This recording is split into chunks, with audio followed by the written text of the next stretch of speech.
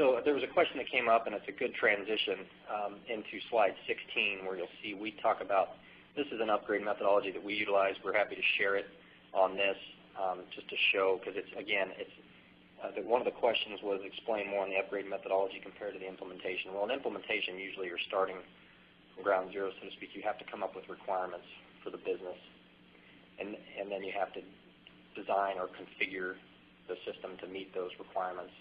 Then you have to build the extensions or the enhancements that need to be done or the reports. And then you test against those use cases or those requirements.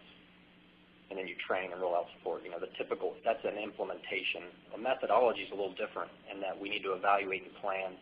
And so you'll see the three main sections across the top: evaluate and plan, upgrade and test, and transition and deploy. This is more what we would call an upgrade-specific methodology, where, again, some of the things we've talked about on the left in evaluate and plan, you see the impact assessment.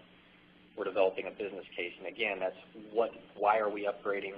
What will this? What's our return on investment? Developing a communication strategy and plan. We're also we're doing the customization analysis. We're doing the end user surveys, things like that. And then when you get into the upgrade test, this is really more, an upgrade is more of an iterative testing where we actually migrate, perform multiple mock conversions. The more the better. As you'll see as you get into the upgrade test section, when it gets into 6, 7, and 8, you do an upgrade path testing, but then you optimize. So each time we do that, we go back and test again. And we do that initially because we're bringing over the majority of things that you have today that you haven't weeded out. And you bring those over, and so you do the testing, which is 6, 7, and 8.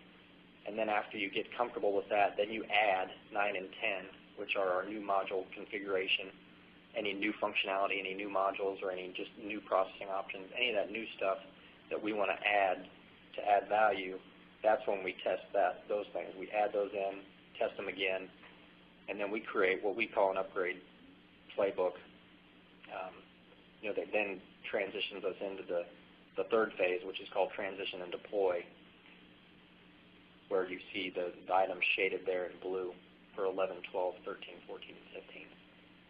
So it's just a little different. I mean, you don't want to, in other words, you don't want to get bogged down in a design phase. You want to take more of an impact assessment approach to an upgrade, whereas in an implementation or a net new project, you're actually focusing on how do we make this get us off a legacy and meet our needs.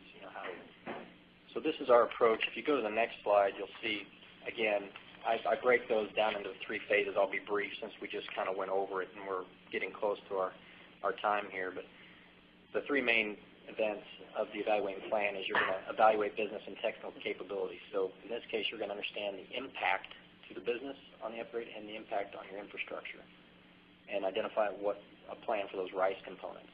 And you're going to complete an impact assessment. That's what we recommend, at least, where you understand the net change with the releases. You potentially do some net change training, that helps the users understand. And you complete that blueprint we talked about. That's where you actually complete the impact assessment and the blueprint, where you say, yes, we took all your pain points and we put them into a strategy that's going to be universally accepted throughout the business and IT. Here's our approach to the upgrade. That way it's objective. It's not subjective, right? It's not like nobody knows what this upgrade scope is. That blueprint guides that.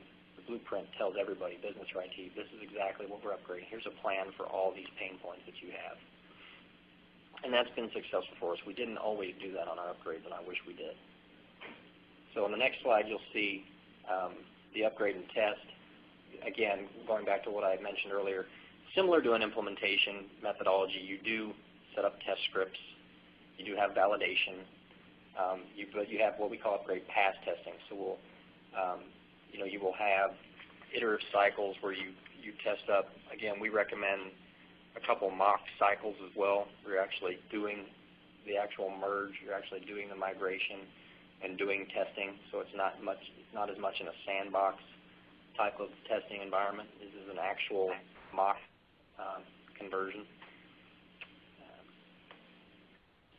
And then conducting those inter-testing cycles. We say validation testing, integrated testing, user acceptance testing, performance. The ideal way to do that is to establish a QA or a regression test environment that you can take advantage of. You don't have to have that, but that is the best practice. Okay, and we'll go to the next one. The last phase of the upgrade methodology that we have is transition and deploy. So prepare the training environment and focus on those things like Seth mentioned that are important. There is a whether you're E1 to E1 or World D1, both of them have user interface issues that need to be trained. And then we mentioned there the dress rehearsal or mock cutover